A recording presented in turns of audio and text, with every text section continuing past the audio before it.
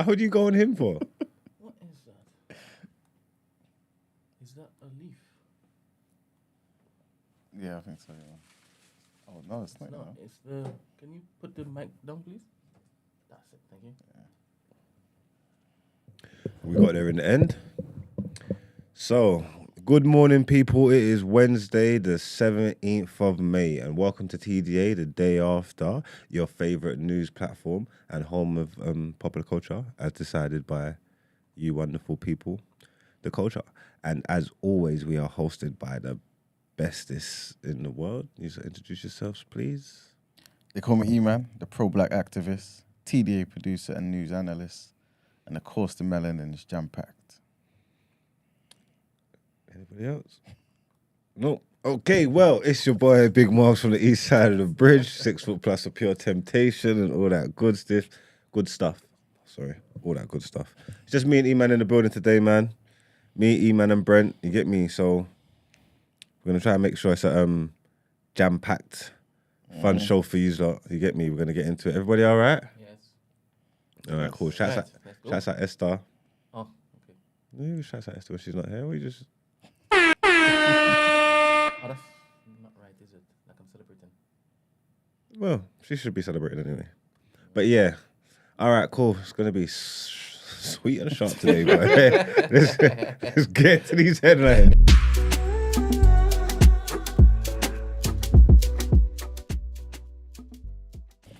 All right, so our first headline takes us to America, right? President Joe Biden and Republican leaders have expressed cautious optimism that a deal to raise the U.S. debt ceiling is within reach following emergency talks at the White House. But a House of Representatives speaker by the name of Kevin McCarthy told reporters the two sides are still far apart. The standoff has forced Mr. Biden to cut short a foreign trip. Without a deal, the U.S. could enter a calamitous default on its $31.4 trillion debt as soon as the 1st of June. Crazy. A failure by the U.S. government to meet its debt obligations could trigger global financial chaos. So, as a result, the Democratic president said Tuesday's hour-long Oval Office meeting was good and productive, and he sounded upbeat about the prospects of an agreement. However, Mr. McCarthy said afterwards he believed the deal was possible by the end of the week. Asked about the risk of the U.S. falling off a fiscal cliff, the California congressman told the BBC, "The great thing about that question is we've already taken the default off of the table." He also told reporters a Biden-appointed representative would negotiate directly with his staff, which he said was a sign that the structure of how we negotiate has improved. Next headline takes us to... Sorry to cut you, because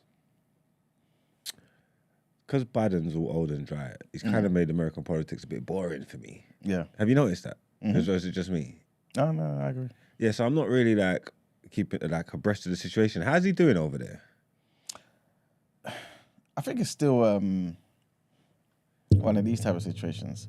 But you know, I think the front runner for the Republicans, is either going to be between Trump or DeSantis.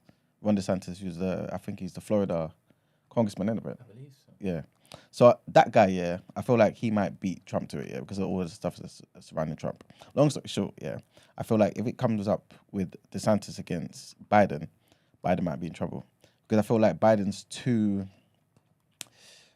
I don't think real productive change is happening under Biden's thing. Wouldn't he be in trouble if he went up against Trump either? Also. But he beat Trump the first time. And the media is still making Trump out to be all types of stuff. Like, even look at last week when they said that he, was guilty of the essay with that woman. So I don't know, man. I think Republicans, if they want to win, I think they pretty much got to go with DeSantis, man. Yeah, they'll be crazy to go for Trump again. Yeah. Okay. But yeah, man. Next headline brings us back to the UK, where apparently fraudsters who supplied falsified passports to some of the UK's most wanted criminals have been jailed. Anthony Bird, who obtained real passports in other people's names, then added the photographs of criminals, including 2 fugitive murderers. He was jailed for 6 years and 8 months after pleading guilty. Chris McCormack, who was his link with crime gangs, was also jailed, and he got 8 years. Judge Nicholas Ainley, said that they had helped wicked, violent criminals. The NCA, which is the National Crime Agency, said that Beard's customers made an awful lot of money out of organised criminality. A third member of the gang, Alan Thompson, was sentenced to 3 years. Anthony Bird, by the way, 61 years old. And apparently, this is how they described him. He was a minor fraudster from Sydenham in South London. And he first devised a way of obtaining genuine passports for criminals to use 2 decades ago.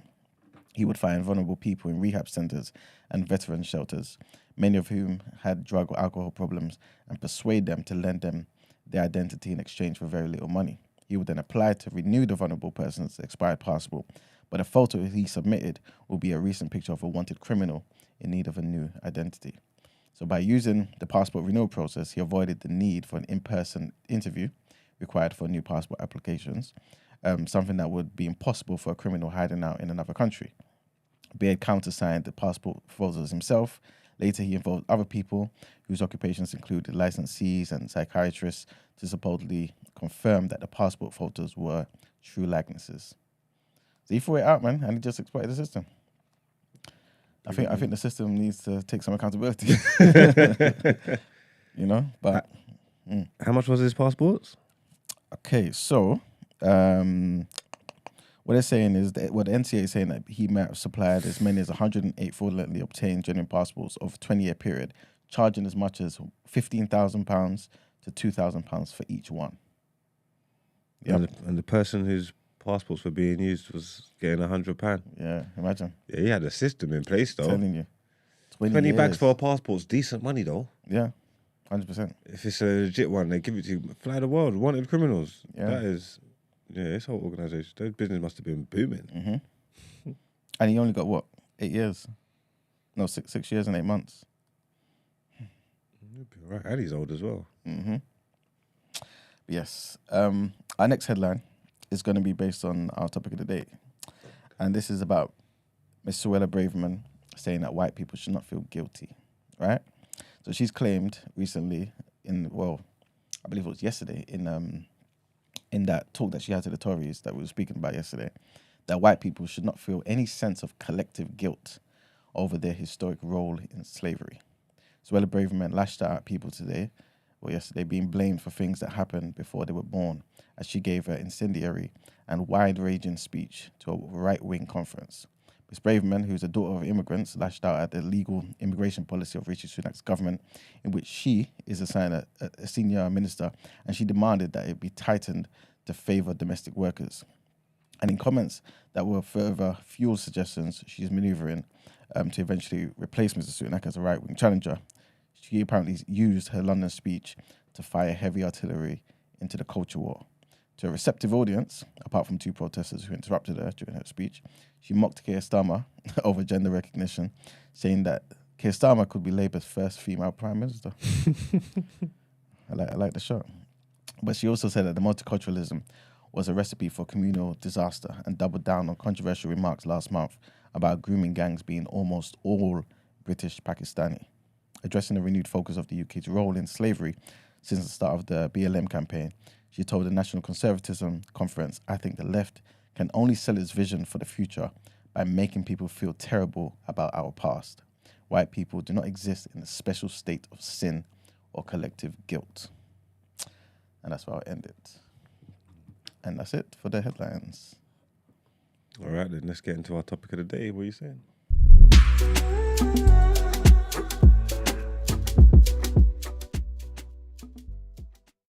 All right, so as I just mentioned, right, today's topic of the day is going to be based on this statement that Suella Braverman made just yesterday or 2 days ago about why people should not feel any guilt, right? I didn't go into everything that she said. I will do it now. But basically, just to reiterate that last sentence, she said, white people do not exist in a special state of sin or collective guilt. She also added, nobody should be blamed for things that happened before they were born. The defining feature of this country's relationship with slavery is not that we practiced it, but that we led the way in abolishing it. We should be proud of who we are. So, based on that, right, do you feel like she has a point in what she's saying? We already know that in history, just in life, people say certain things, and if you catch maybe 1 or 2 sentences, you can kind of be like, okay, cool, talking sense, or maybe take out context and be like, no, this is horrible, this and the third. But based on what she's saying, do you feel like, is she wrong in what she's saying though? She's always going to be wrong whenever she opens her mouth. Okay. Because just because of who she is. Because I can't stand this woman. I don't understand what's wrong with her. Like, are we trying to be fair to her or just? Yeah, because at the end of the day, sometimes you can get truth from people who are terrible people. I'm not saying she's a terrible person, but you can get truth from anyone. That's what I believe. I mean, you know what it was? If with my attitude, if I was a white person, I wouldn't walk around in a state of sin or whatever it's called. What should she say? How did she say it? A collective state of sin. Yeah, I wouldn't be in that collective. Like, I wouldn't give a shit about anything. I wouldn't lose any sleep about none of it. Especially if my heart was clean. Yeah. You know what I'm trying to say? Because if my heart was clean and I didn't do anything, then I'd be all right. You know what I'm trying to say? Like, I think maybe if I like owned like a sugar factory or something, you know, like that. Like if I made cotton or something that my people then passed down to me, then maybe when I look in the mirror, you get me. But if I was just like, especially younger people from this generation as well, you know what I'm trying to say? Because I do think it's genuine. Like the older people, they grew up in a different time, innit? So they've been tainted, if that makes sense. Even the ones who have learned different things and whatever, moved forward with society or whatever, they're still being influenced with stuff that they can't help, been raised, you know what I'm trying to say, like, been put into them. But I think the newer generation are more genuine with their openness and being accepting and whatever. So I think maybe she's right. Okay. But before you continue, Maybe. how far removed does it need to be? You said that if it is you're a white person and your ancestors did that particular thing, you wouldn't walk around a particular way. How about if it was your grandfather or your great-grandfather? And you had the name associated with the crimes and the proceeds. Yeah, but that's different though. That's a lot to push on someone because you can't ignore it, innit? You know what I'm trying to say? Like, because your granddad who's probably still alive, you got the name, you benefit. So someone in a unique position like that, it's probably different for them. For anybody, like if you either care or you don't, innit? So if you're in that family, in that kind of bloodline or whatever, and you care, I think it would weigh on you. But then what do you do? Do you know what I'm trying to say? Like, that's a different question. Like, how would they? What do you do? Because nothing's gonna change that. You wasn't even there. Do you know what I'm trying to say? That. So I don't know how much removed. There's bare people who know their grandparents are racist, but they're not. You get what I'm trying to say? That's just one generation. They're in the yard. They know they're racist. They won't even bring you to the yard because it's like, you know what? It's long, man. How my grand's gonna say something crazy or not even say something. They don't want you there. Yeah, I know fully well they don't want you there, so we're not going there. But that ain't me. You know what I'm saying? And for those good whites that know that their grandparents are racist or their parents are racist, wouldn't they walk around knowing full well that they are responsible for the continuance of what happened way back when? What, them themselves or their parents? Their grandparents or parents? Yeah, but then what does that say about themselves though? No, I'm 100%. Go, they let's go may for not it. be racist. They may be. No, good but whites. yeah, but I'm saying about how they feel, innit? Yes, How would that's how what he was asking, right? Yeah, but how would that make them feel? Like even the Put acknowledgement. yourself in a situation. How would it Okay. make you feel as a white person? What, knowing that my parents are? Yeah. But am I an ally? Continuing though? tradition. But am I an ally? Yes, though? you are. Yes, you are. Yeah, but then I'm doing everything I can to combat and break the But the fact that you're doing everything to combat it, it means that you have a consciousness that you're, well, you could have carried on the blood. It could be about breaking.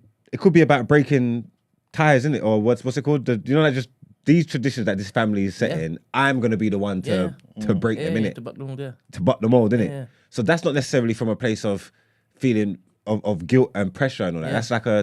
That's pushing for change, innit? When Yeah. when you know better, you could do better, But kind of thing. it normally comes synonymous with rhetoric. That same great white, you, would normally be campaigning against it. She's like, hey, wait, that's done and dusted. Stop doing that. Because this is what she's getting pissed about, right? Yeah. Part and parcel of what she's getting pissed about. Yeah. Obviously, she's doing the most. She's She's tap dancing right now, 100%, right? Corella's sick. She's just literally. if you can't see what they've done with this woman, do you know what I'm trying to say? That she's just going to be the mouthpiece for the party for all their nonsense that they want to spew and all this stuff that a lot of white people want to hear as well. Do you know what I'm trying to say? That they're just going to use. She's the vessel for this. They're just going to use her, and she's delivering it.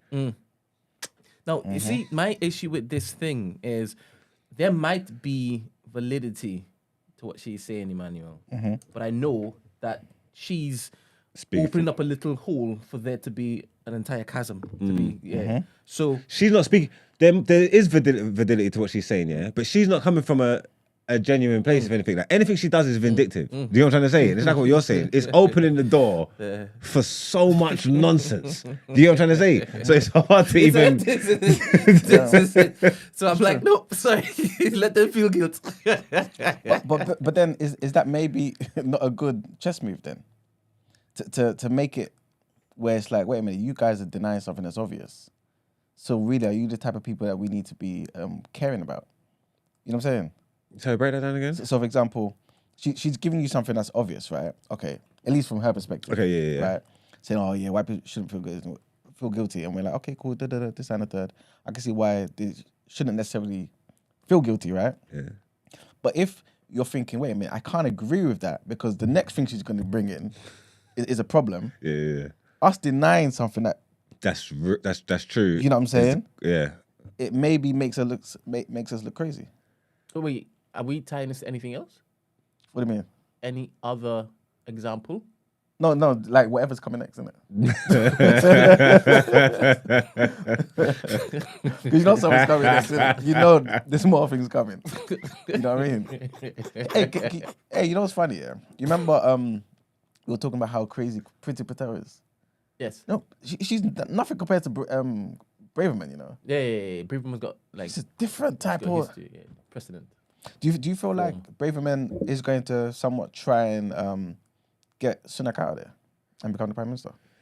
Sounds like she's going for a minute. But she couldn't drum up enough support in that party, surely.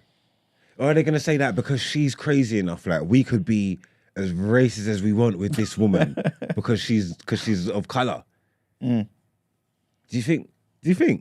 But I think ultimately, though, the only thing that matters to any party is win the elections.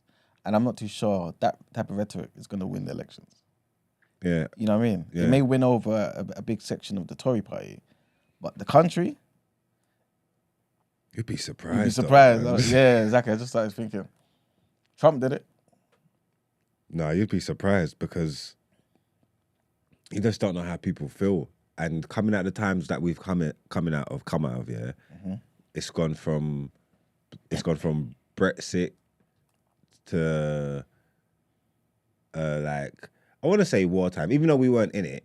It felt like it because it was just so close proximity and all the effects of it as well. You get me? So it felt like we've gone from Brexit to gone for a wartime to now the economy's in the mud. There's a group of people that are livid. You know what I'm trying to say? That are not happy.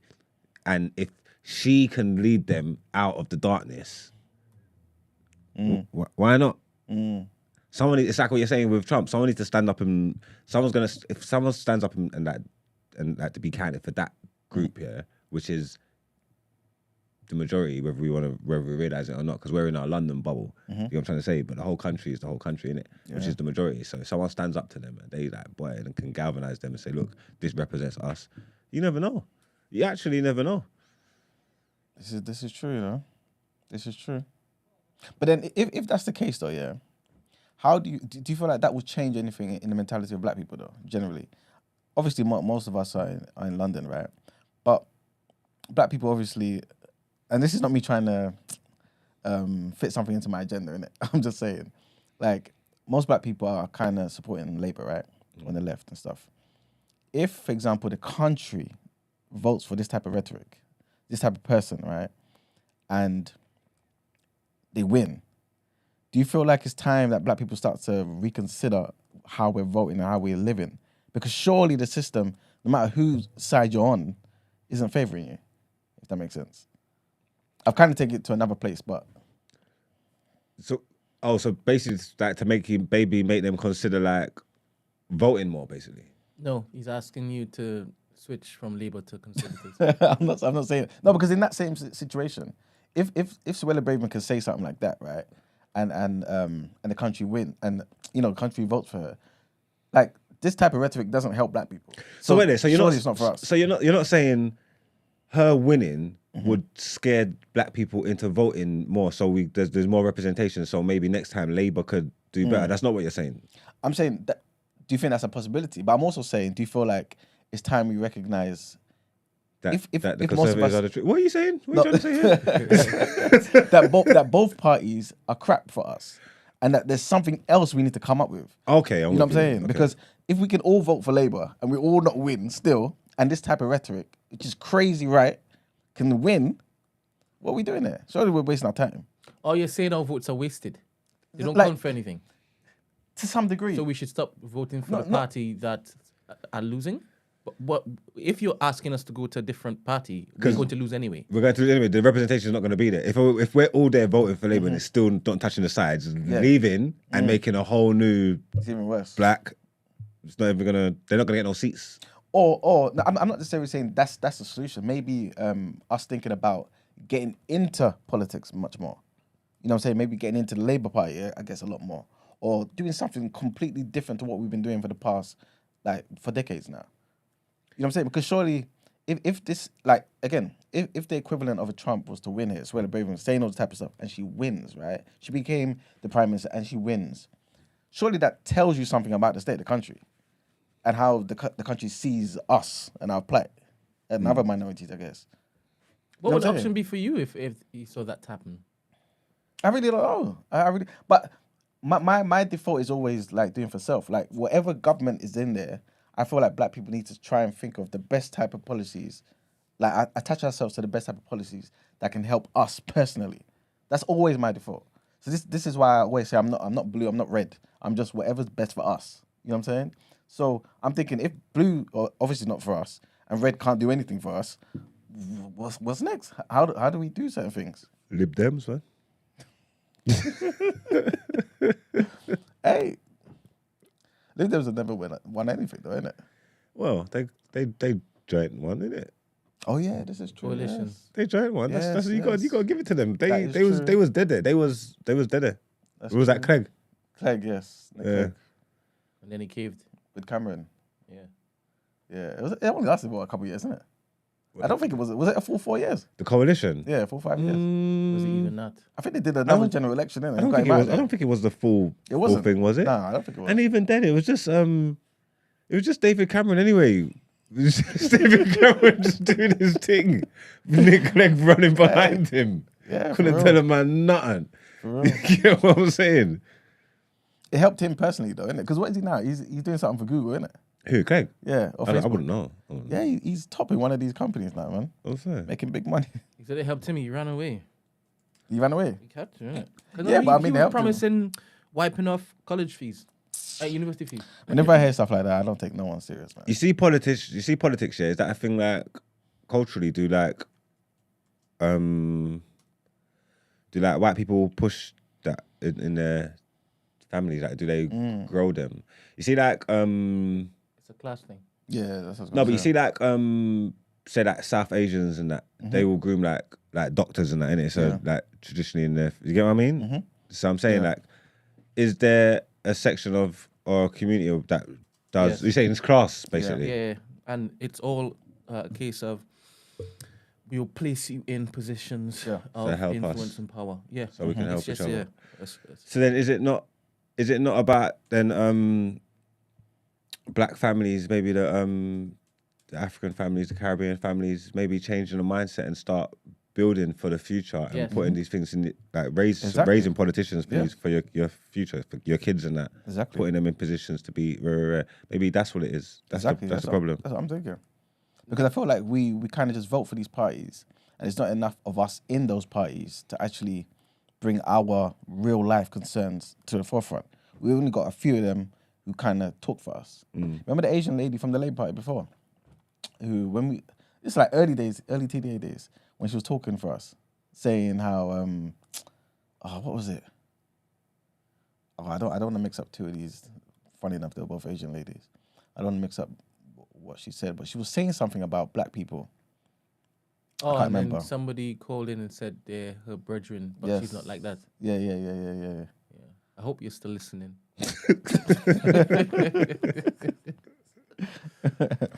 But yeah, I feel like I don't know, man. Like we have to do more, I guess, because obviously I don't want to feed into the stereotype because I don't necessarily think it's definitely the case where it's just like let's just get our kids into football and music in it. You know what I'm But saying? you can still use those particular pathways to then get power and then start from there, because we know that we have a money in those particular industries, but we're not utilizing it properly for the long term. What, sports and buy music? influence. What, for sports and music? Yeah. And so what would that look like? So let's just say you sit down with a whole set of footballers, right, who are secretly Emmanuel's types of people. Yeah. And you tell them, okay, for the next 50 years, this is the plan, it's the roadmap. We're looking to get some of us into, let's say, the FA, the top dog. Okay. Not 50 years, 100 years, let's say the top dogs. And then we're going to be running that stuff. And we have to be strategic with it, right?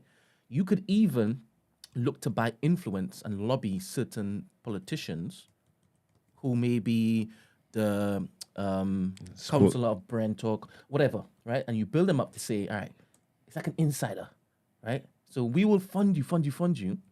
We will pattern everything around you, right? And once you get in, then you're like, all right, cool. Now let's start rolling out the plan that we decided 100 years ago. And that's how it is that we get the blacks in power. But that would require... Even though we're 3%. that requires us all being on code, doesn't it? No, just a certain amount of people who have money. Just okay, and brains and influence. Obviously. Okay, cool. So obviously we're speaking hypotheticals here, but what type of black people would those be? The ones with money. The ones with money. Yeah. The ones with money and who can basically like listen. Sorry. What I mean is like in terms of like what type of political alignment would they have? Because you know how again a lot of black people are like, I said like you, the ones who okay seem to think, all right, none of the parties are serving us. Okay, cool. But we need to basically be strategic in order to get influence. And then boom. Okay, cool. And I'm even saying that they could look to change or infiltrate and change the Labour, infiltrate and change Lib Dems. I'm not talking about conservatives because they're like enriched in racism, and do you understand? So even cleverer white people will see that from afar, and be moved to snipe. So at Labour, you can get away with a lot. Do you understand? There are fickle people in there. Do you remember that black guy, Labour? He's a slim, I believe he's got a Nigerian surname. Yes, Chuku. Thank you. That's the guy. Chuku something, right? Yeah. What happened to him? Because there was a time where his name was kind of being pushed to the forefront, like he was going to do something. Yeah, what was Then it? he just stepped back. I think, were there rumours of something or the other? Oh. No, but they took him down. Something. See what I'm saying? Yeah, and he kind of, all right, cool, what do they Yeah, and I never heard nothing from him again. What It's a goddamn shame. Promoting, I think it is. What'd you say?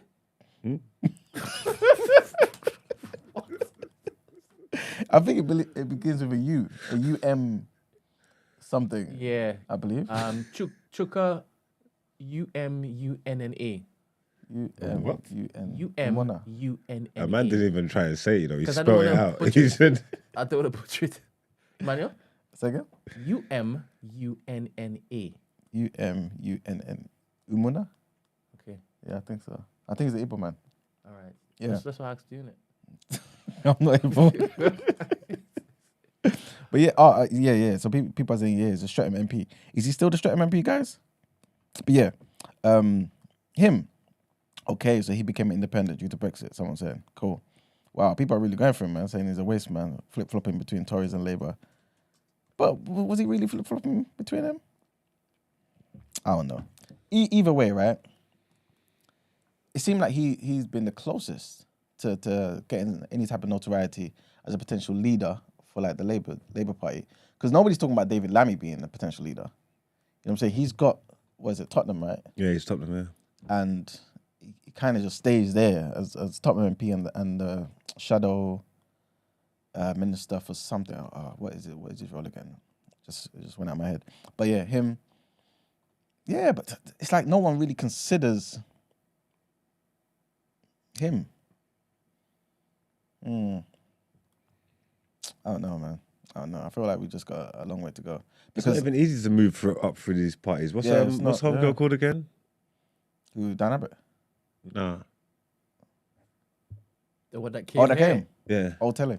Pardon? Telly. She was saying how hard it is. So don't do that, Brent. I forgot her name. That's all. They can't see me, Max. Okay. It never happened.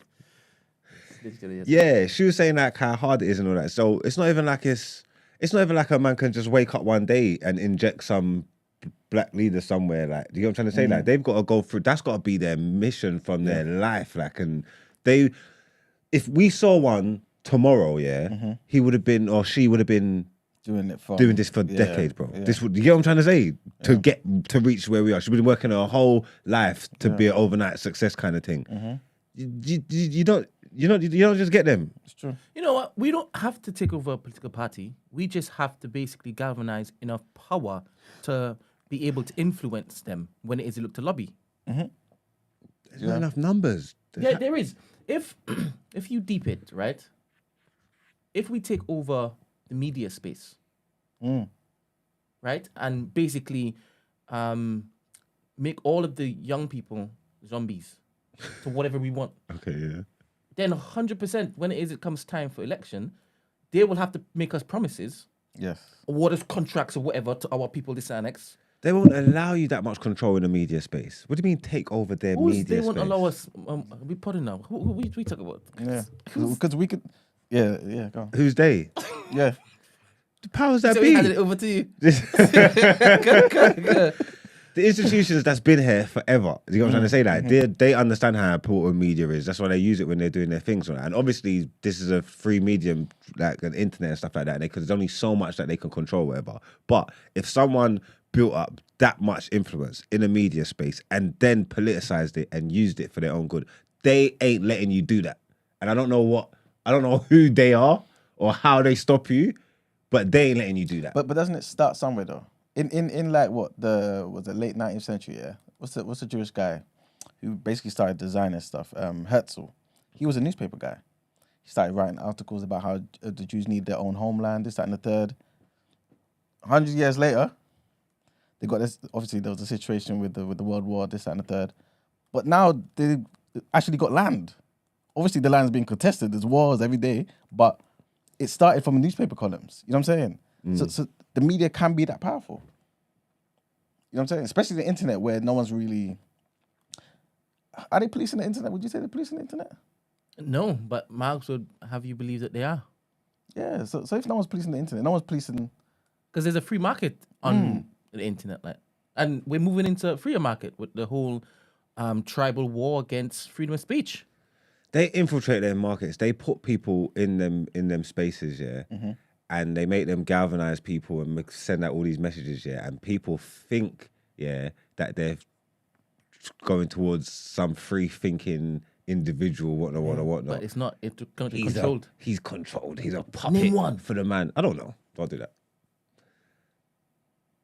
Oh, sorry. sorry. So obviously the states are a bit different, right? Because we can see how somebody like Joe Rogan has amassed like not just a cult following, but an entire swathe of like nations. Well, people who are interested in anti-government, right? Color this news this way. Yeah. So much so that they could even overlook him like saying nigger. Yeah. Do you understand? Yeah. We could basically build up that type of stuff.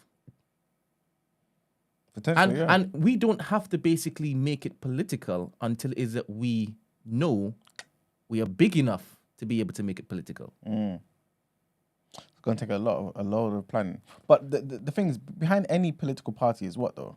Is money. Yeah, it's always money. It's So- always so- economics, isn't it? Thank you very much. You know what I'm saying? That's why I said forget about the politics, because they will have Yes. to come to you if it is that you have the influence, Exactly. if you have the power. 100%. And I believe this could be much easier than you're saying it would take a lot of planning to do. Because if we say, Manuel, we are now gonna reclaim, or we're gonna have a foothold in the merchant class, in the merchant industry, we can do that with a story, a narrative, and a little bit of capital, right? Okay. We can move the money being placed or funneled into the other factories, other businesses, especially if it is that we are tactical and basically start outing all of the brands that we spend money in and saying they're not black owned. Yeah. Yeah, we could be like, "Hi, cool, but this one is over here," right? Right, for real, yeah. So bit by bit, because we're spending all the money anyway. Yeah. They're making stuff for us anyway, right? Yeah. So we just set that up and we franchise that, right? We get all of the wavy people to come through and continue to market it, right?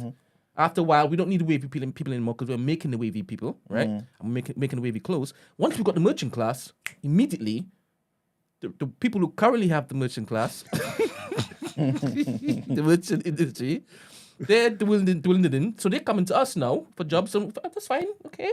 Yeah. We'll let you work. 100%. And bit by bit, and that is not going to take flipping 25 years. Because it's just capital and a little story. That could change overnight. Yeah, but Ben, it's also down to all of these things are collaborative, right? So you need to have people that's like-minded, right? People that you can trust as well. Wait, right? when you say like-minded, again, just a little capital. I can do this.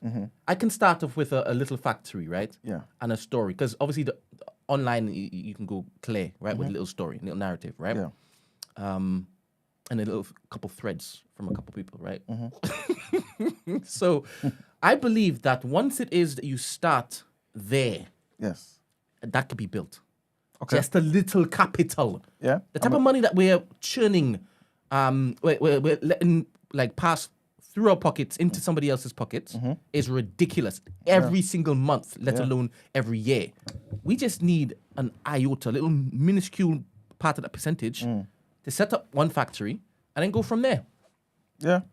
Look how Gymshark basically, and I don't even like Gymshark's logo and that, but they did it well. They're like, we're going to focus on the youth. We're going to get a few influencers. And I'm going to make it the thing you wear when it is you go to the gym. Yeah. It's not even wavy. But they had a story and they had a strategy. And now they can do whatever they want to do. It was just the masses. I never really, because I don't know their story, their strategy or whatever. I just know that en masse, people it became like I knew what Gymshark was. Yeah. Like, do you know what I'm trying to say? Like, just that's it. I just know what Gymshark is. I've got a lot of friends who go gym. Everybody's saying this stuff. Yeah. Gymshark. All right. That and then there's a thing in it. So when I'm ready to go get into the gym now and all that, I'm saying, boy, when am I gonna go get some? Gymshark. Do you have any Gymshark stuff? Yeah. Really? Yeah, I was wearing it yesterday. I think you were, weren't you? Yeah. Yeah. You don't care how you look when you go to the gym, innit? You just, whatever you're wearing that day, you just go to the gym. I wore that imagine? knowing No, I was going to the gym. What? I wore that hair Because knowing you I was go to going the to the gym. gym Alright, after. go. Yeah. What I was going to say to you is, What? I was going to, you want me to go home and change? No, it just didn't look like you wanted to be there. What, in the gym? Or that you knew you were going to end up there when you got in your car. I had a black top on No, I and think it's- black shorts. I think it's how you even filmed it. You're like, I'm not big on filming myself in the gym anyway. why I, did you do it anyway? I don't know why. oh, what was it on Insta? Yeah. Oh, I yeah, I happened never to see it saw on it, you know. Insta. I hadn't been in a week, you get me? So I just had to let the people them know that even sometimes when you falter, it's not about that. It's about Yeah, it's about just going. it's about getting back up. Yeah. You get me? And going on it, so I had to let them know I was back in the gym again. Remember that speech Gina gave Yeah. hit home. It was like a day late, but it hit. You get me? Sorry, back in the economic sport, man. You said that we need plenty of people on board to do this. The reason why I'm saying that, you're right. You don't need plenty of people. But I feel like I said, economics is everything, right? And so to get certain people on board to kind of push this particular story, to be the face of this particular faces of this story, right? You may need to pay them, right? Some of these people who have the notoriety and the, you know what I mean? The what's the word? The influence. Yes, thank you. Yeah. Or the followers, right? They're already maybe employed by other people, right? And even if they're not, right, you trying to get them, these other people who you're going to be competing against will try and up the thingies. Yeah. So you're saying they need to be in code. They need to feel This that is what I'm trying to say. sacrificing this might be better in the long run. Exactly. Or we pay them more. So paying them more means what? We have to have more money. You know what I'm saying? So I hear you, but that's only in relation to the marketing, right? Yes. And you're basically using the highly influential people to basically get the normal, regular people who don't have influence but have money in order to purchase the stuff, right? Yeah. I believe that we have enough people and we can incentivize them, Okay. especially if it is that we're saying, hey, hold on to equity in this thing that we are building, right? You only need a handful because when you deep it, the right handful Could do it. Facts. But the right handful are the right handful taken by other people at the moment. You know what I'm saying? If they are, what's it going to take to take them from there and be over here? Because I feel like there's a combination of them seeing the vision, but also money. You know what I'm trying to say? Because me personally, like I've said to you for like the longest while now, I feel like the whole on coal thing and wanting to share the vision because we're black isn't enough for us to rely on. You know what I'm saying? Because people have to feed their families. People want their own things. And sometimes people may have the desire to be like, yeah, I want to help black people, this, that, and the third. But then they remember what black people do sometimes. You know what I'm saying? And they're like, I can't do this. You know what I'm saying, Brent? But money changes that, though, for people.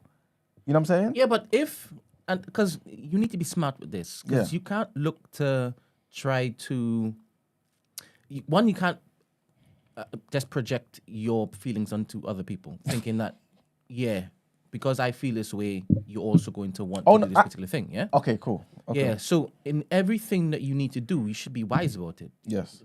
Go and make it beneficial to them in whichever way.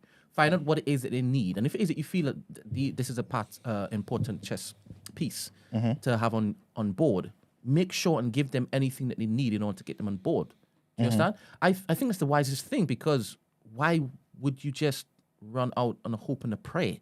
But this is what I'm saying to you, Brent. Especially if it is that you're trying to tell them that what you're building is going to be sustainable, even so much so that money is never an issue for them anymore. But Brent, what is that thing that they want? I'm going to put this to the test very, very soon.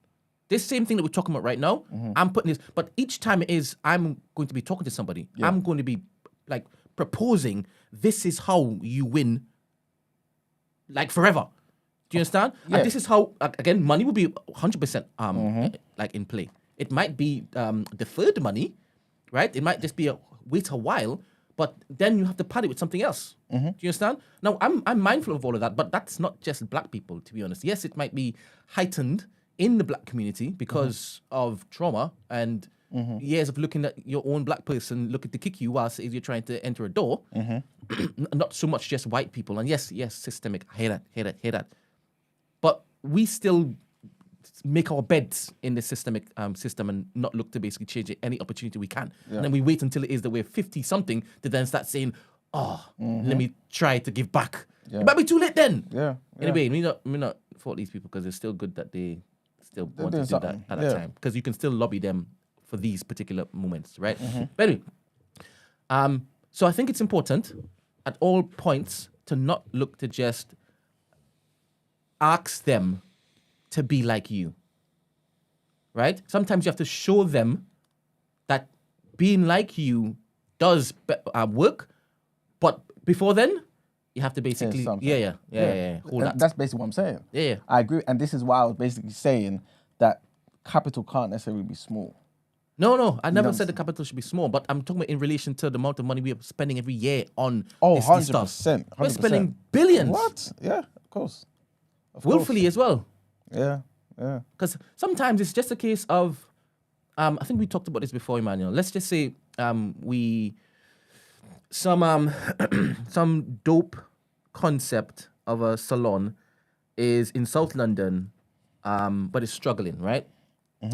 We have little capital. We say, we love this concept. This just needs a little marketing. We need to just franchise this and it would be the only place people want to go when it is that they are thinking of going to a salon, right? That idea, we can do the same for the auntie and uncle shops that are selling us black products at extortionate prices. Yeah. It's just a little story, and all they're looking for is give it to me at a reasonable price or cost, right? Sure.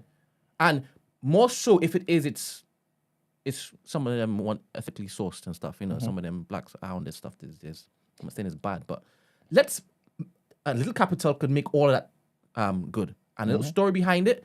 This is where you go. I know you normally go here, but go here for the same price or even cheaper, because now we can basically order it in bulk. We can import it in bulk. Do you understand? Yep. And it just takes one person with a little capital. When I say little, in relation to what you need it to be done, and a little story. They're bare black people just waiting for this opportunity. Yeah. It's hard for them sometimes to say, well, money is short right now, and you're telling me to go and buy black, and it's twice as much as you can get it from that person's shop.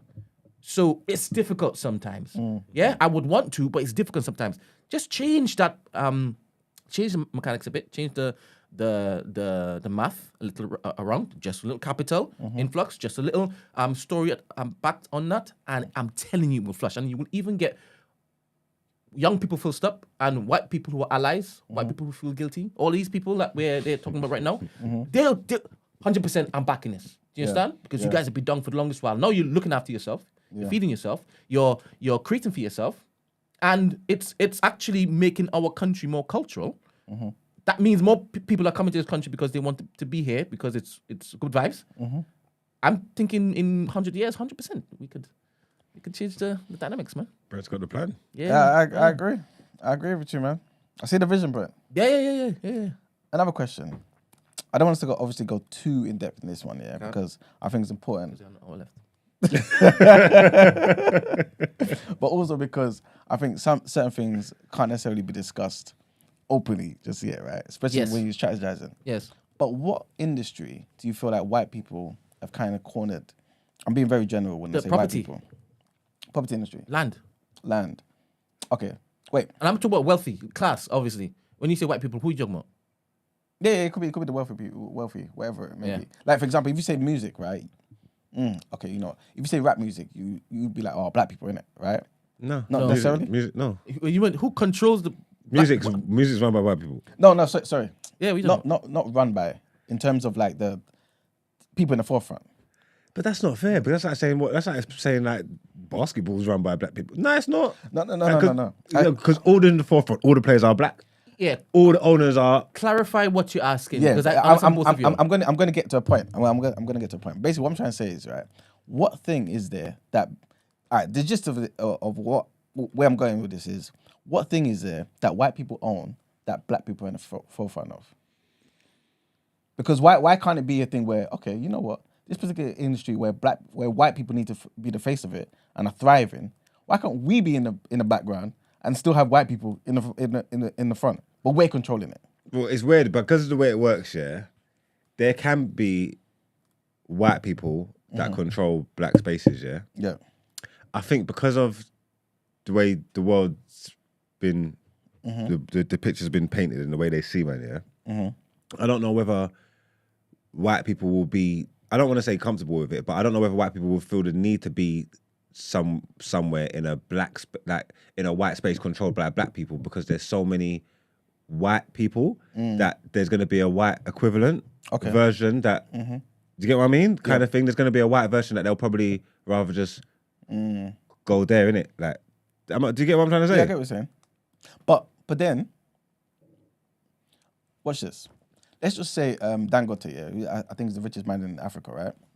Nigerian billionaire, was like, you know what? I'm going to buy one of these basketball clubs, right? Not clubs, basketball teams, right? Or whatever, right? Or start one, yeah? Or whatever it may be. And he has enough money to pay LeBron, Kyrie, all of these guys, like crazy peas, right? To leave, or after the contract's done, to join him, right? Is that not the same thing? So basically, instead of the Jewish people or the white people or the Josiahs of the world, right, being in the background and having black players, you're a black man in the background benefiting also from these black players. But let's just say let's just say it was something like hockey, or it was another industry where it's predominantly white people there in the field, but there's a black man behind. Because then we can kind of start controlling things too. Are you saying to take from a different space and make up their own spaces, or infiltrate that space? Say that there's a black man that's the owner of the hockey team or owner of the NBA team. That's what you're saying. Yeah. Yeah, but then there's enough people of color with money, bro. They're not them. Why are they not doing it? It's them men are in like old boys clubs and that. You know what I'm trying to say? That 'cause it's like when you get what I'm trying to say. That you can't just come and. It's like you can't just come and buy a team in the Prem without the other teams agreeing that you're cool enough, you're cool to own this, isn't it? You know what I'm trying to say? So with all these old white men now, there's bare probably young people of colour, Asian man, black man, flashy, new money in that. Saying, what? I'd buy that 10 times over. Let me come get the club. They're saying, nah, Killy, not you. Yeah, money doesn't stretch like that. Riff-raff, your money's not. You know what I'm trying to say? That you're not. This ain't your story. This culture isn't for you. It's not for you, Killy. You're not coming here. You can't come here. You get me? You can't buy it. So then, using that same argument, how do we change things, right? Are you basically saying, in some industries then, it's somewhat impossible? Sometimes you have to wait until they die. But you know it doesn't. It's not like that. Though, so they pass it basically, on to the kids. so like I said, it's I guess in that particular example that Margs said, you would need to be tricky with it, right? Because if you allowed one of yours to act like he was one of them, right? With the same mindset. Because the money, like I said, isn't. He wouldn't be allied though anyway. Continuing of the tradition, right? Yeah. And he tricks them into thinking, yeah, I'm just like you. They're welcoming in, and he's now the Trojan horse, right? Yeah. And he starts sniping them up one by one, like Axe. He's that from Billions. From Billions. Yeah.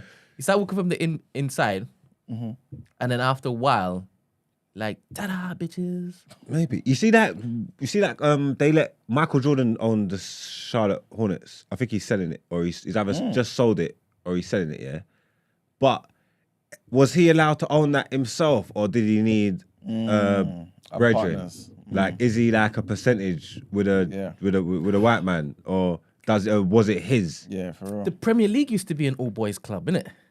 Kind of still is. Yeah. And now what is happening with the Arab countries now? Yeah, they was pissed. They tried to block the Saudi I move. hear that, but Man City opened the gates, right? Yeah. And now that's changing. It's going to be changing. Yeah, and yeah. because the old guard is being strategically zooped out. And they're dying as well. They're probably just old for real. They innit? love long-term goals. Yeah. Saudis, Chinese, Russians, they're all about that. Okay, true. what's happening in 500 years? Where do we want our state to be? And they see football as, well, this is going global. Yeah. We need to control all of this. But obviously, people like us who support Man United, we need what? Glory. Once we're alive. They'll be like, come. But I'm seeing the long goal, man. I'm seeing the long goal. What kind of industries will be the most important to try and take over? Then you think media? I think media, only the nature of young people are the future, right? The youth are the future. So if it is that you're able to capture that particular generations, then you're good going forward, full stop, right?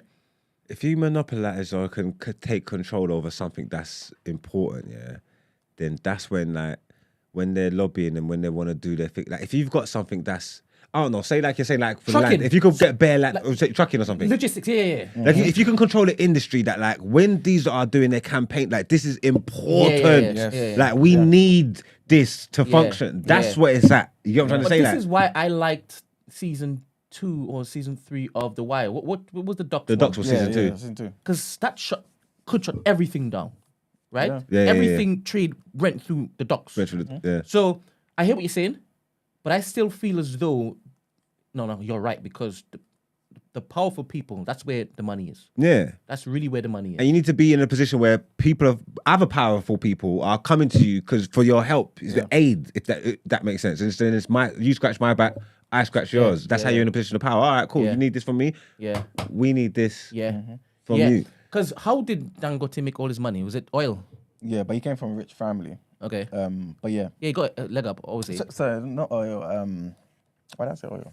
What was He's it? trying Real to do estate? oil What was it? thingy now. But Metal? cement, Okay. building, all that, Yeah. that type of stuff. Obviously, the Italians had it right? In Bin what system, like offering protection, but back in the day, Okay. you can't do that. Yeah. You can't do that anymore, right? And if it is you're able to basically get into the, the council where they agree on housing stuff and this, that, and the next. If you're controlling that too, that's influence and power. Yeah. Yeah.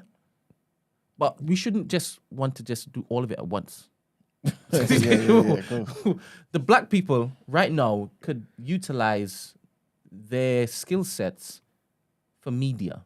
In my head, media. And the capital can't come from the entertainment space. You having millionaires that are being birthed every single day for kicking around the ball. Maybe if you're lucky enough acting, but that's not as massive as the football stuff. I should stop talking. But I think it can be done. It's just a little strategy. 100%. Well, I think it would be best if we had that strategy meeting behind closed doors because they're probably listening. Yeah. Would it be so interesting if it is that we had these people that that Marx is alluding to tuning in every day to see our progress? They probably are. You think? They do their due diligence. You think? If you're planning ahead, you get me? If you stay ready, you ain't got to get ready. Is it? Yeah, man. Yeah. You think they'll just want you to just creep up on them one day? Like, oh! Do you want to be a Mate Manuel? At what stage in my life?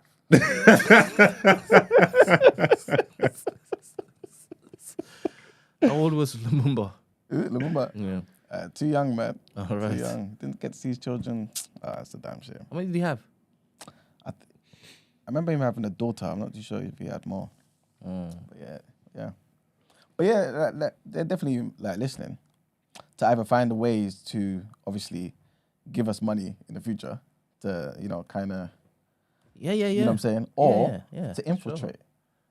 Telling you, man. That's why I have to be careful of even black people that come in and say, oh yeah, you guys doing a wonderful job, guys. I want to help with this. And okay. The plant, you're saying. 100%. 100%. Do you, based on what you've seen in the chat, right? What's the mindset like that? This is a stupid question, obviously. You could give me a stupid answer. Yeah, humans are messed up in it, yeah, and we would think that because. How about Kevin? No, but I'm just saying. Everybody thinks that you. I can't understand when you see yourself in people. When you see yourself in people from the same culture, you think you're gonna get better treatment in it. Like, oh yeah, it's a black man. Boom, boom, boom. Yeah. That's why it buns you so much when you get done wrong by your own people because you're thinking, I've got enough fights out here with the beast and everything, and this is what you're doing, innit? But the fact remains that just you not being the same, it's not enough. Exactly. It's not a colour. It's not a cultural thing. It's not that. It's a humans, yeah. Humans are fucked up.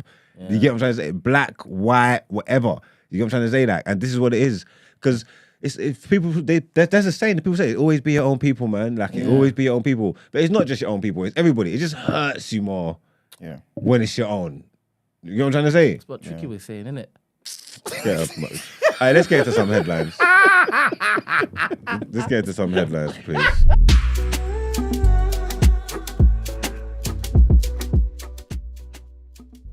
I've got a problem. All right. I have a problem. All right, so our next headline. Pray for me. I had this in a different order, but I'm gonna say this particular headline next, right? And this is basically about trigger warning here. What is it? Acts of terrorism. Right. Yeah, and just racist stuff, rhetoric and stuff like this. So a teenager who wanted to accelerate a race war in Britain has been convicted of planning a far-right terror attack targeting police stations in Newcastle. Luke Skelton, who's now 19, carried out hostile reconnaissance and wrote a manifesto and a final note to spread his message after the attack. he denied preparing acts of terrorism in the year leading up to his arrest in October of 2021, but was convicted by a jury at Teesside Crown Court on Tuesday. His plot is among at least 37 foiled in Britain since March of 2017, of which over a third were extreme right-wing. Detective Chief Superintendent James Dunkerley, who's the head of counter-terrorism police in North East, said that Skelton was not just a teenager with strong views, but a terrorist who wanted to cause serious harm. The defendant's anger towards society, together with his extreme right-wing views, created a dangerous foundation from which his sinister plans were ultimately built. He was strongly motivated by his mindset, which continued to fuel his actions and his later offending, despite repeated attempts to draw him away from it.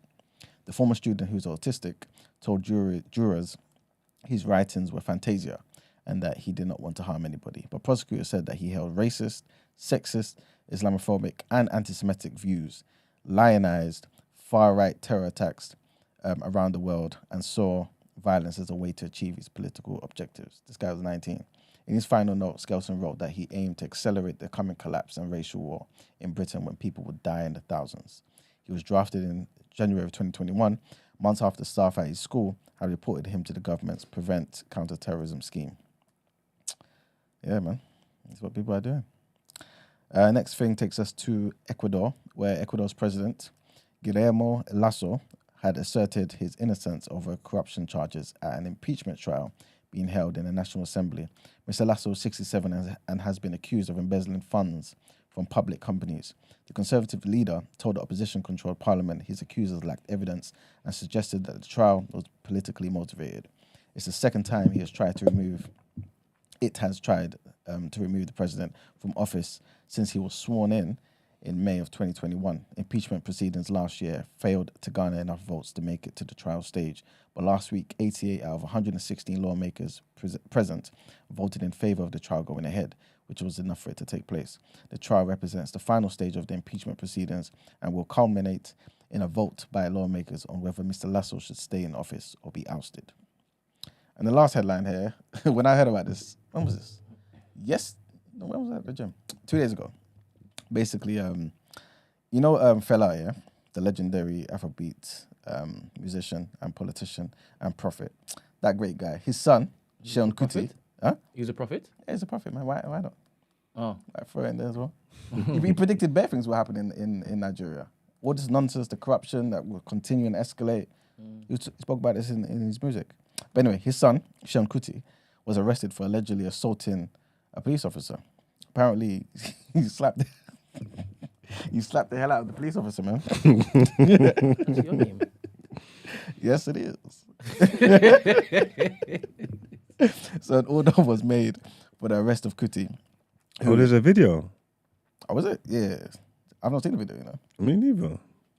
Oh, Brent, if you can find it, if you don't mind, bring it up. Thank you. So order was made for his arrest.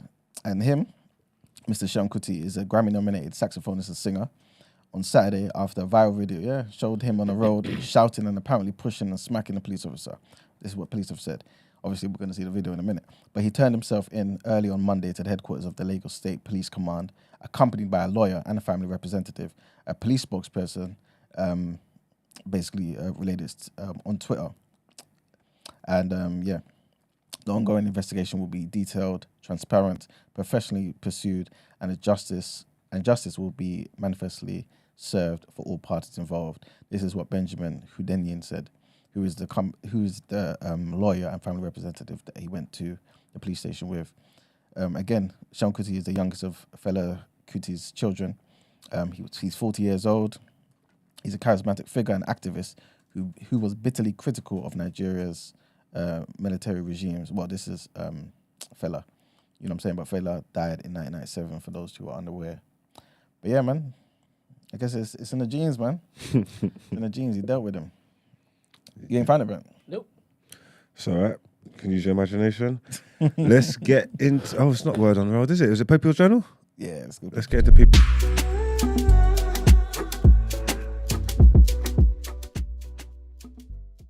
That's what it said in the in this. I found it.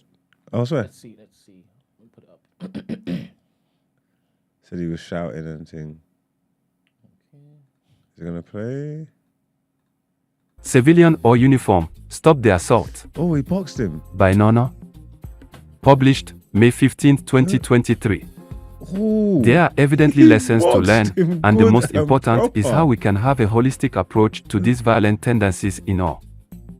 It is easy to say Seun Kuti slapped Nigeria, what's going on but on when the 5 right? soldiers beat I'm up not- a priest okay, with what's his going on on the collar right? and all recently, who beat him up? Angle. Nigeria. When a lady was assaulted 2 weeks ago can't by arrest him cowardly after he boxed you soldiers like that. in the presence of her And- little and- ward, You You up didn't to even being do pushed nothing. You into just the hugged him. mud. You can't Yeah, nick him for and that. You took it as well. Even if I'm a judge, I'm saying you idiot. You let that. Nah. I understand. You can't nick him for that. He boxed you clean. That wasn't even like a tussle or a struggle or nothing. That was just a clean box. You gotta hug that. Hey. But, Shay- so Emmanuel, like in Nigeria, once is that you have power, you can basically be your own authority. I mean, to some degree. Because he just slapped the police and he's like, oh, sorry. Yeah, but I don't think Seun Kuti has power like that. He might have like traditional power. You know what I'm saying? So when that guy felt the slap, he recognized the power. You know what I'm saying? You know what I'm saying? His leg just stopped working. You know what I'm saying? So it's different.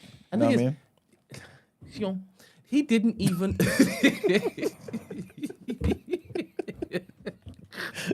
Brother, he didn't even pause. Like he just slapped and I'm continued. telling you, Like he knew there would be no repercussion for what he was doing. he's a different type of guy, you know. He's an activist. He's a real, serious guy. That was a proper box. Like he was always gonna box him. He didn't box him with no fear of repercussion or Sizzle. anything. That was He stopped the car knowing I'm gonna slap this guy. yeah. He knew that smack was gonna stick. Like I'm, like, unboxing him. Like that's like who you talking to? Because you know you're talking to with pointing your fingers. He boxed him. Look at this. Look at this. Look at how he's like, yes sir, yes sir.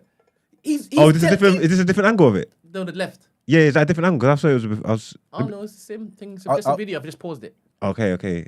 So he's brushing him down right now. He's telling him what he did that was wrong. And after he slaps him, he goes, okay. And he was Yeah. still He listening. touched his head. He said, "Are you Are mad?" you mad? He was still listening. Exactly. Yeah. The same way we would clutch our face when we get licks and still listen to our parents. Obviously, we're cussing our head, but boy, Yeah. Big up Seun Kuti, man. So, first thing I want to... Sorry, pardon me, guys. Welcome to the People's Journal, where I give you the news from an economics point of view. I ain't got much to talk about today. But the first thing I want to talk about is landlords apparently will now be banned from evicting tenants with no justification as part of a long-promised overhaul of the private rental sector in England. So a new law is to be brought forward in Parliament, which is basically going to be abolishing no-fault evictions, right, and end bans on tenants claiming benefits. The bill would also make it easier for landlords to repossess properties from antisocial tenants. Pardon me. Housing Campaign has said that the bill was a huge opportunity to improve the lives of 11 million renters in England, right? So basically, under the new law, tenants will be given the legal right to request a pet in their homes, which the landlord, listen to this, cannot unreasonably refuse. Are you hearing this? pet. A pet. The law will also make it illegal for a landlord to refuse tenancies to families with children or those in receipt of benefits. This is incredible. You know what I'm saying? So, I think people really don't understand, I think, the long-term consequences of this type of stuff, man. Like, yeah, man. Sorry, I missed it. What did I do? All right, so there's a few things, right? So basically, one of them is tenants will be given the legal right to request a pet in their home, right? Which landlords cannot unreasonably refuse. Also, the law will also make it illegal for landlords to refuse tenancies to families with children or those in benefits. You know, sometimes landlords be like, nah, you're on benefits, I don't want to give it to you. Not necessarily because, you're just on benefits, but because sometimes if you don't do a particular thing, your benefits could get stopped, which means I don't get the payment because you are not opening letters, because you're not maybe giving the information to the council, this, that, and the third, when they're requesting certain things. So I don't want to deal with that. So this is why landlords don't want to take on people with benefits sometimes. Or this is why sometimes they want the money to go straight from the council to them. But the council doesn't like to do that. They like to give it straight to the tenant, who then gives it to you. If the tenant's got an issue with certain things, You're not gonna pay. You could get him with yeah. Crazy. So landlords don't want to do that. So It's hard being a landlord, man. It is. I've watched some shows with these landlords and there's things going on. I didn't know they were real. Yeah. If that makes sense. I didn't know that I could spend my hard-earned money and own something that's mine, on paper, but use it to let somebody else just come and just do whatever they want to the place with no real repercussions or anything. And then I ain't got no right. So if they're in there, you can tell. You tell me I can't tell them to come out and this nonsense. Like, what's the point in buying the yard in the first place? Like, that don't even make no sense. yeah. It's just all a joke because it gives you. They want to give you the idea of control. You don't really own anything because when you buy a property in England, they like lease it to you or something like that, or like the land's still owned by the monarchy. If you buy like no, if you buy your own like house and stuff, the land is yours. It's freehold. No, but there's where would I see this? I don't want to. There's some kind of loophole. If the Queen or the monarchy wanted to do something or make something somewhere, the fact that you own the yard is not enough to stop them because the land is theirs, kind of thing. I think I know what you're talking about. Because I feel like there's even though you own your property and your land or whatever, there's certain things you can't do on your land. Like you need permission from councils, you need permission from this and that. So I don't know. I need to look into it properly. I don't want to talk out my arse and I don't know what I'm talking about. But I feel like I was onto something. Yeah, that makes sense. Like I think I know what you're talking about, but I just don't know enough about it. Yeah. I know what you're talking about.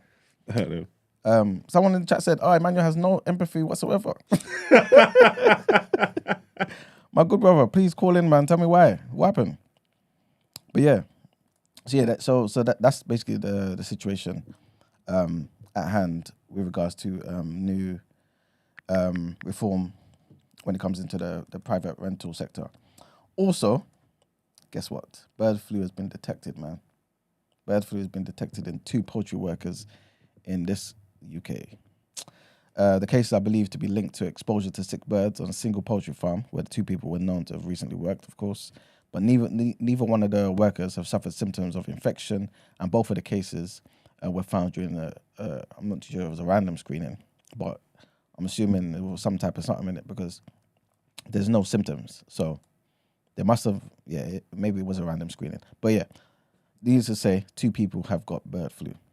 The UK HSA is running a program of testing workers who deal with birds infected with avian flu, bird flu, but also running an asymptomatic testing situation as well. So hopefully, obviously, that doesn't spread into anything crazy. Next one I wanted to mention quickly is Liz Truss is back in the news, man. She's not back in to really do anything significant, to be fair. No disrespect to her. But she apparently will be used in her trip to Taiwan to make a personal plea that Rishi Sunak brand China as a threat to UK security. Truss is going to be use a speech in Tapaya City on Wednesday, right, to challenge the Prime Minister to deliver on the language he used during the last summer's Conservative Party leadership contest. So the thing man was promising when they were campaigning to become the next Prime Minister after Boris Johnson, she's basically now saying, follow through with that. You know what I'm saying?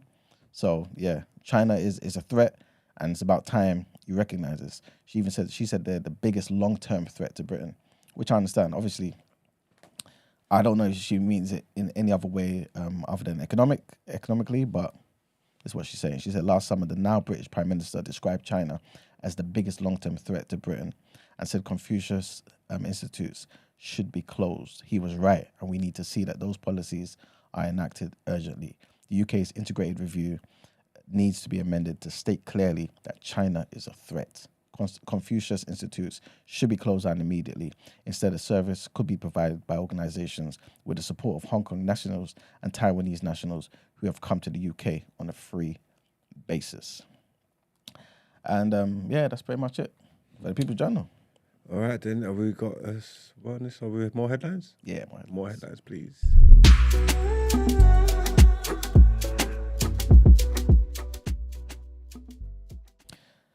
All right, people. So next headline takes us to some stuff that's happening in the Twitter world and Saudi Arabia here. And so basically a US activist has filed a racketeering lawsuit against Twitter and senior Saudi officials on behalf of her brother, who was a Saudi aid worker who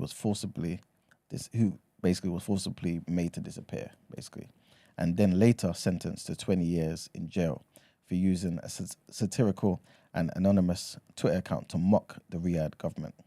So the lawsuit by Arij Al-Sadan alleges that Twitter has become a participant tool in a campaign of transnational repression by Saudi authorities as part of the company's effort to monetize its relationship with the kingdom.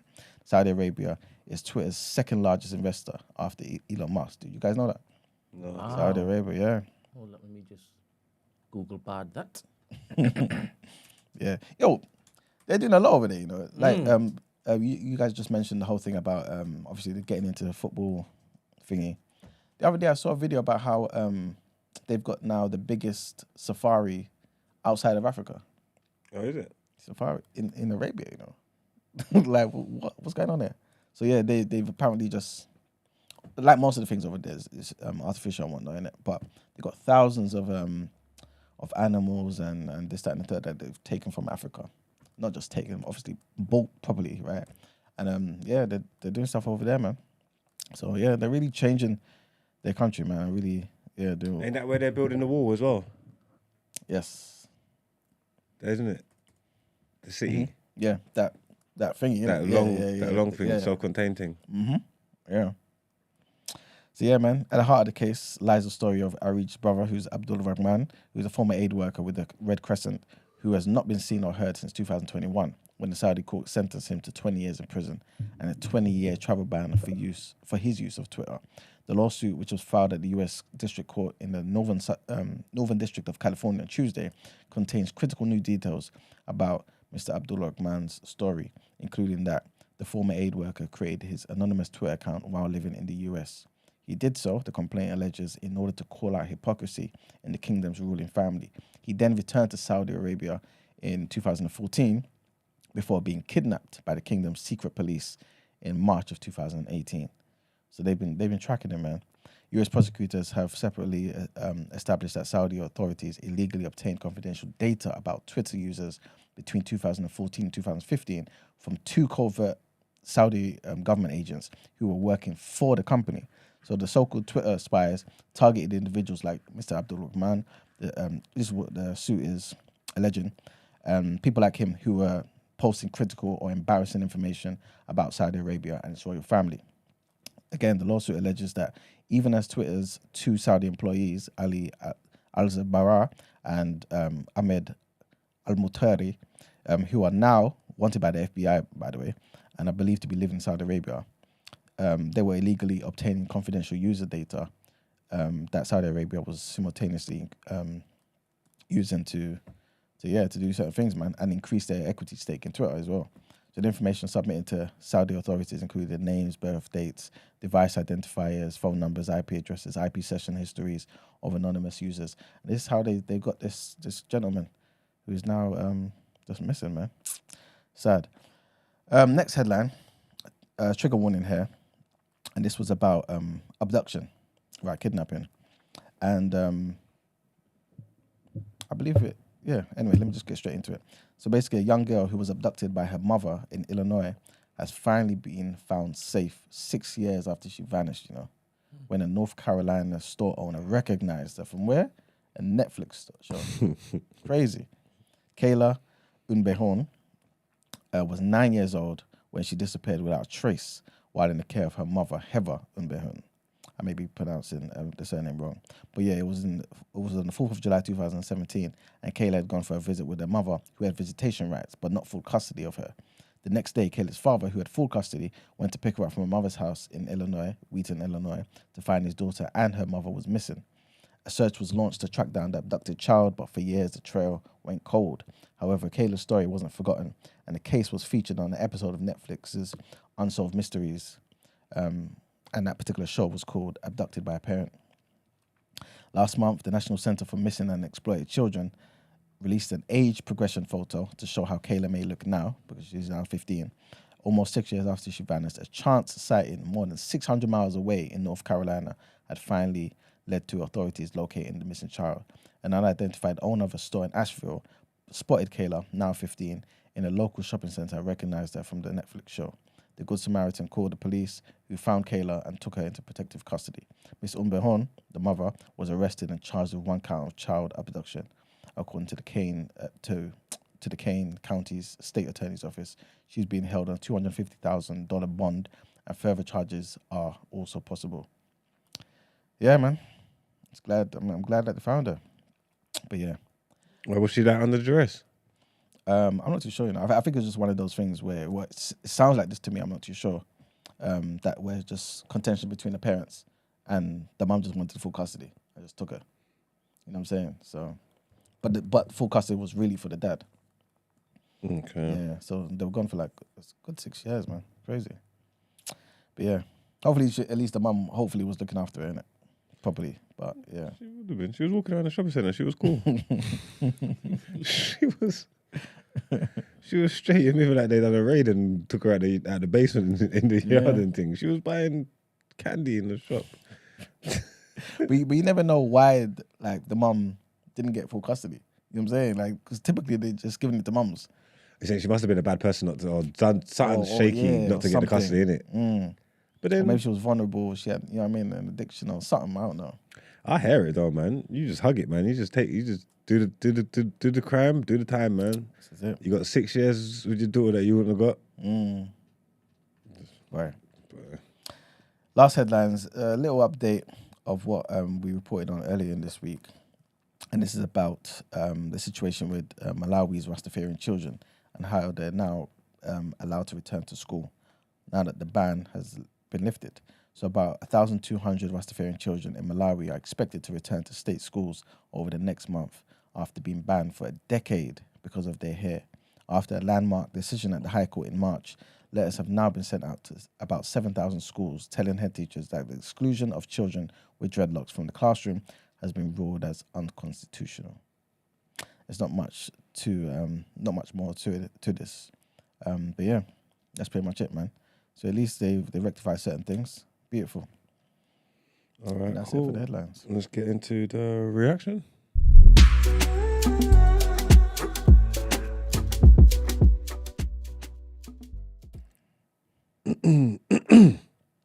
Not much to react to today. Last night, Inter Milan eased their way into the Champions League final. They beat AC 1-0. No, that weren't. That's the first game. Nah, No. 2-0 was the first game. Yeah. You sure? Yeah. This was the second leg. Okay. So today is the big game. Man City and Real Madrid. Oh no, man! That Inter Milan AC tie seemed very underwhelming. You get what I'm trying to say? It's not. There's not a lot going on there.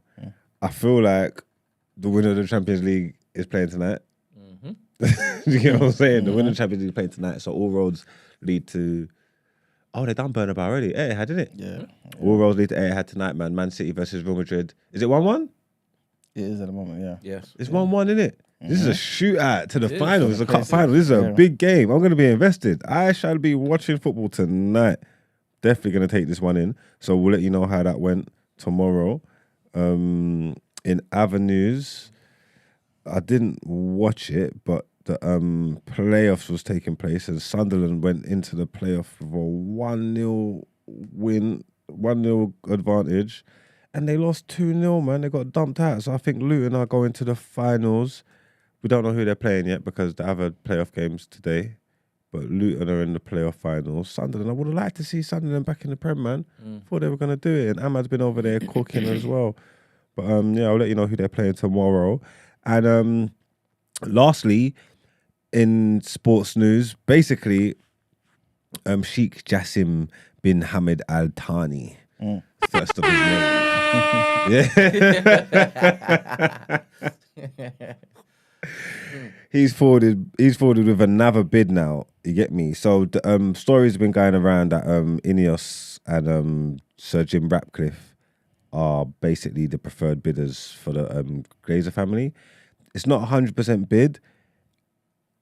I think it might be 50 or something. And then the Glazers will get the opportunity to stay around for 2 or 4 years before the eventual takeover. The problem is that obviously the Sheikh wanted to do 100% bid. Jim Ratcliffe's bid is not 100%. But Jim Radcliffe's bid, even though it's not 100%, it works out to more than what the Sheik's bidding.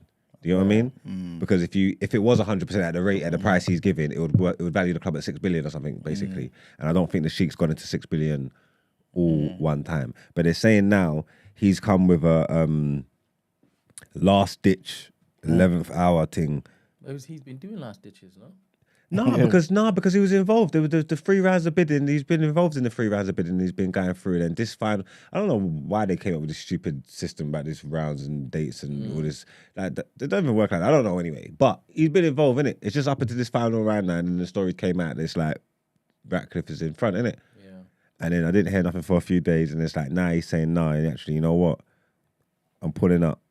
If he's worth anything, if he's got money, go and buy that club, man. Yeah, there must be like a method to the madness, right? Because in my head, if I'm selling a club, I'll just want to take the highest bidder, right? Yeah, but I think you got to drum up the support. And I hear that, but the way they've done it, to me, it sounds weird. Yeah, But shaky. there must be a method to it that I don't know about, but it just sounds weird. It's like you're leaving too much a chance. Well, the method is we don't know what the method is, but there is a method to the madness. They've basically kind of got their 6 billion valuation, kind of, which is loads, bro. Which is that's world record stuff. What did Chelsea? Chelsea went for what? 4. You get what I say? 4, 2, 4, yeah, whatever. 6 billion is a lot of money. For example, you know the whole, you have one opportunity to put your bid in, Yeah, and I've told you what the valuation I think is, yeah. and then the highest bidder basically gets it.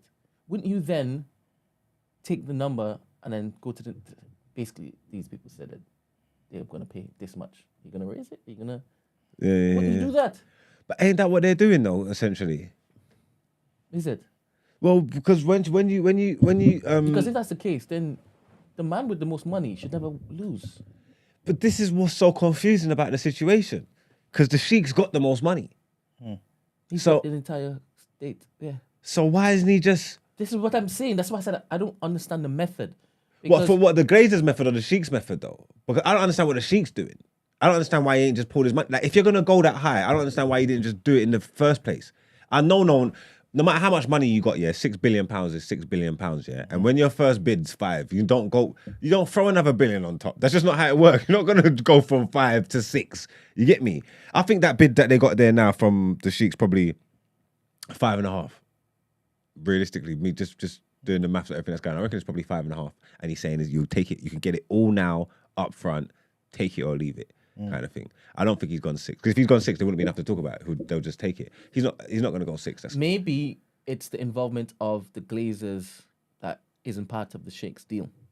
yeah. Well, the Glazers has probably seen that this company's even if I'm going to get whatever how many billions, yeah, I don't know if I'm leaving this on the table. Like, I know it's all contentious and people don't like me, and if I could have like a little percentage in this, I can even just get a little kickback going forward. Like, why wouldn't I do that? Precisely. Like, this place is, But brother. if that's also the case. The Sheikh could nice them. If I'm the Sheikh, Outside of it. if I'm the Sheikh, I'll give them anything they want because you're not buying Man United to make money. It's not about making money. It When are definitely you isn't. when are you gonna make your money back? You want your stature in the Doesn't need world. the money. Yeah. Your stature in the world, what's going on in the West, all this sports washing, That should be priceless. Basically. it's priceless. And there's not a that's the jewel in the crown. Yeah. There's nothing bigger than that. Maybe Real Madrid, but they couldn't. No Arab man couldn't own Real Madrid. That's ridiculous.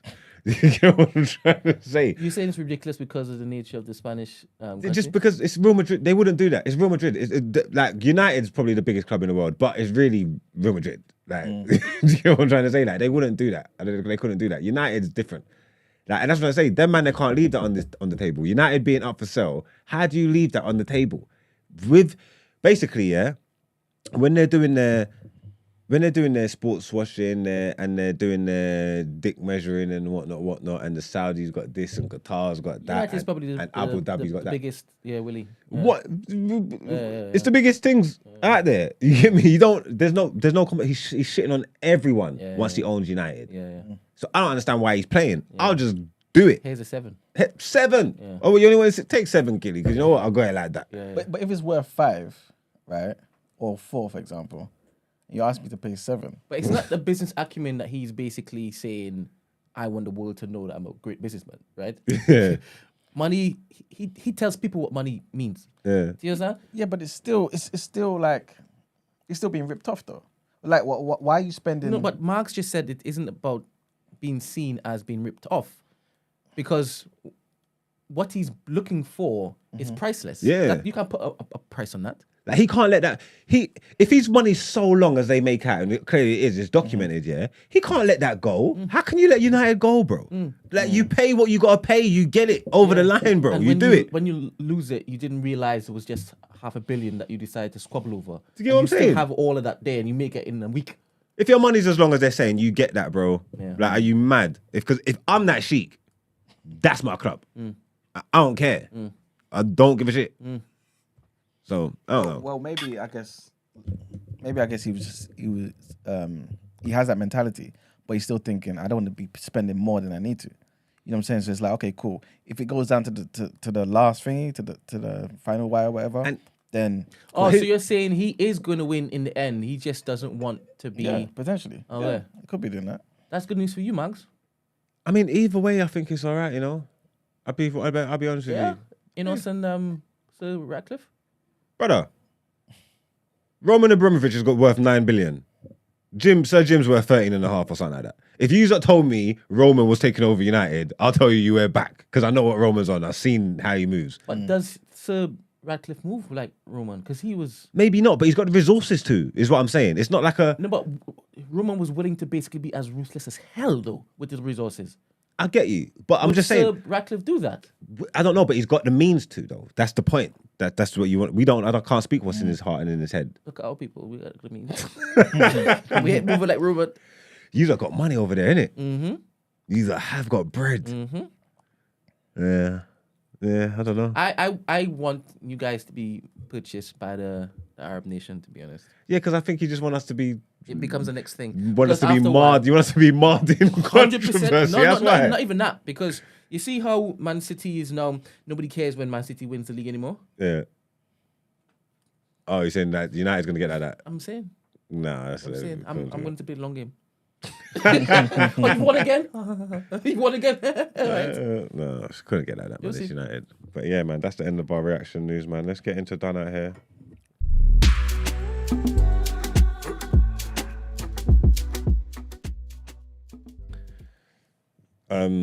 Obviously, we had a 2-man show today, so I've been very present and engaged, which means. Wow. What? You said this is why is I'm feeling engaged because I had to.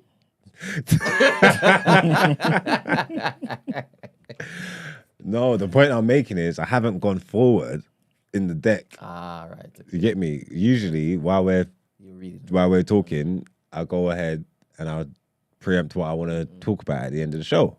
So we kept you engaged, which is good, I guess. Get me engaged, which is good. But now it means you are getting this in real time. That's what it means, that you're getting this in real time. So, oh shit, what happened there? So let's just go to something easy and I'll read it with you lot. Why is this scrolling? How long am I scrolling for? What the hell? Sorry, people, 1 second. She's live streamed herself drinking. What's this about? Let's go here quickly because people shouldn't drink and drive. Yeah, you shouldn't be drunk and drive here, but you definitely shouldn't be drinking, like actively drinking and driving and filming yourself as well. That is brazy. So this out of control TikTok star live streamed herself. Yeah, because she was drinking behind the wheel, Asda. Oh, it's about racism. She pleads guilty to racially abusing the Polish police officer who detained her. Oh, the police are damn bad today. They're getting it. Is there footage? Did she film herself drinking and she's got 100,000 followers on TikTok? Yeah. People are really stupid, innit? And I think she thinks she must have some kind of pretty privilege where they can do what they want. Yeah, she's mistaken. All right then. I'm trying to. But are you looking for the thing? The what? The article. Let's see this TikToker Just so you girl. can see some of the pictures. Eman's. Let me not say that. Let me not say that. I want to know what her crime was. So she's being racist. Yeah, there's a lot of racism there. Yeah, I want to know if she was drinking. So, You cooked the books, Eman. She weren't driving. She No. She'd stopped. Yeah. The influencer was removed from the car in handcuffs before shouting, "I've got no keys in my ignition. There's no keys in my ignition. I'm allowed to park up and drink. I'm not driving. So why are you arresting me?" Is that allowed? I'm not too sure, you know. But I've heard like quite a few times that obviously if the key's in the ignition, then obviously you're considered thingy. You can get nicked for sleeping drunk in your car in the driver's side. Yeah. Isn't it? Yep. The key don't have to be in the ignition. If you're sleeping in the driver's side or your car and you're drunk, you can get nicked, right? I'm sure. Ooh. Am I wrong, people? Oh, man.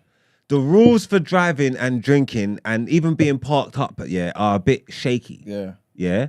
I remember seeing that on the episode of Everybody Loves Raymond. But that was obviously in America, yeah. Where the wife, exactly like that. She was like, I don't think I could drive like this. Let me just chill. And she fell asleep.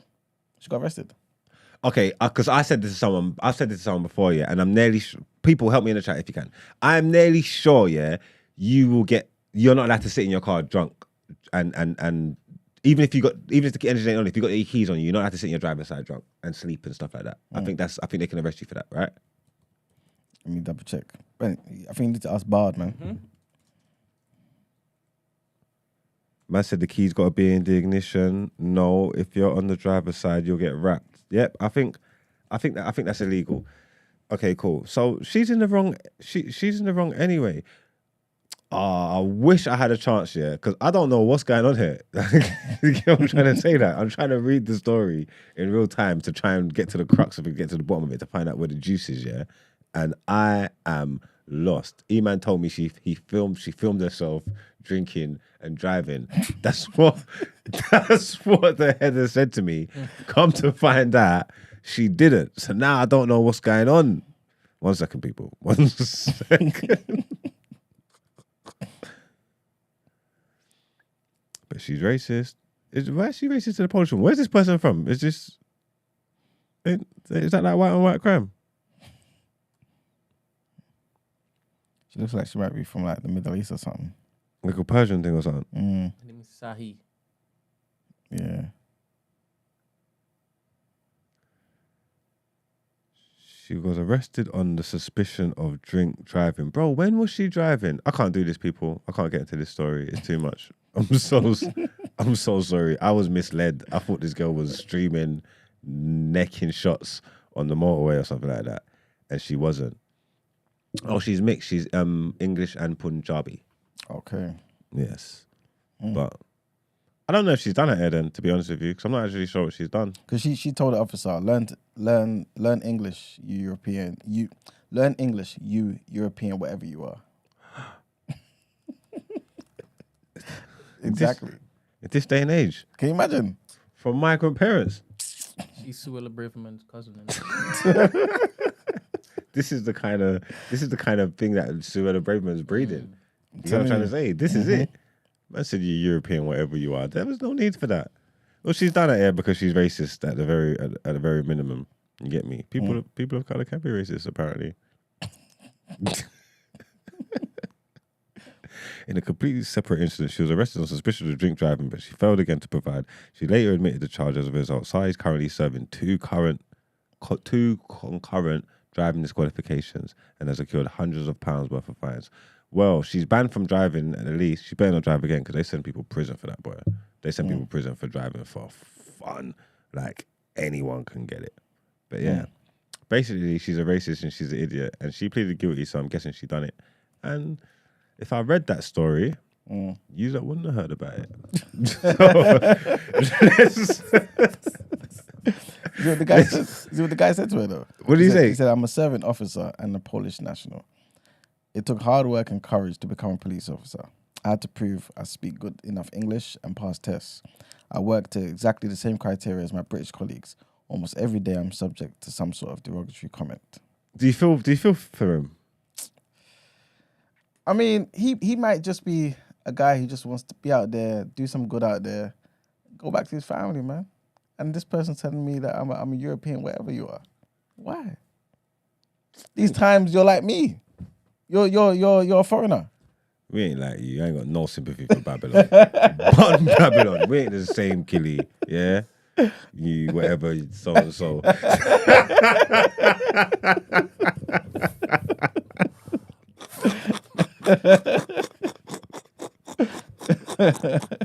They all done that here, man. All of them, man. Let's get into our outro, man.